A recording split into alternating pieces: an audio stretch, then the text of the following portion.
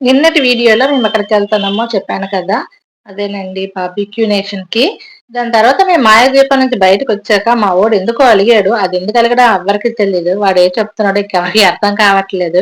పాపం వాళ్ళ చెల్లేమో వాడిని తీసుకురావడానికి నానా తంటాలు పడుతుంది గానీ, వాడు మాత్రం రావట్లేదు. పట్టుపట్టిన విక్రమార్కుడిలాగా నేను కోపంలో ఉన్నాను, కోపంలో ఉన్నాను, కోపంలో ఉన్నాను అంటూనే ఉన్నాడు. ఎందుకురా బాబు నీకా కోపం అంటున్నా సరే అస్సలు వినడు. పాపం వాళ్ళ చెల్లయితే ఎన్ని సార్లు తిరుగుతుందో వాడిని తీసుకురాడానికి. ఎన్ని సార్లు కోపం పడతారా బాబు అని అనిపించింది గానీ, ఇంక తప్పదు. అంతే గదండీ పిల్లలు. వాళ్ళెందుకు కోపం పడతారో, ఎందుకు ఆనందంగా ఉంటారో వాళ్ళకే అర్థం కాదు. కానీ మా పాప మాత్రం వాడిని బతిమిలాడి లాక్కొనొస్తుంది చూసారు. ఇవైతే నాకు భలే నవ్వొచ్చింది.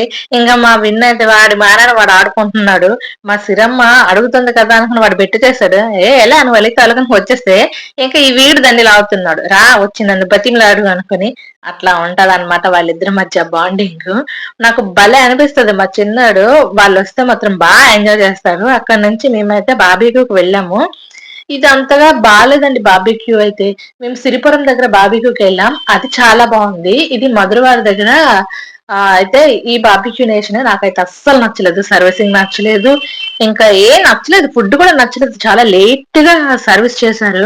ఫస్ట్ టైమ్ గాని మా అక్క, బావాలొచ్చారు దీనికి గాని పాపం వాళ్ళకి తెలీదు ఎలా ఉంటదేంటి అని. ఆహ్, వా నేనైతే మాత్రం ఇదైతే సర్వీసింగ్ బాలేదక్క. ఇంకో దగ్గరైతే చాలా బావుంటదని చెప్పాను. నెక్స్ట్ టైమ్ మీకు తీసుకెళ్తాము అన్నాము. ఇంకా ఫుడ్ మొత్తం ఎంజాయ్ చేసిన తర్వాత వాళ్ళు ఇంకా లక్కవా ఎళ్ళిపోతాం అంటుంటే, మా సిరమ్మేమో మాతో పాటు వచ్చేస్తాను ఇంటికి అని ఏడుస్తుంది. మా వోడేమో లక్కవరం ఎళ్ళిపోతానని ఏడుస్తున్నాడు.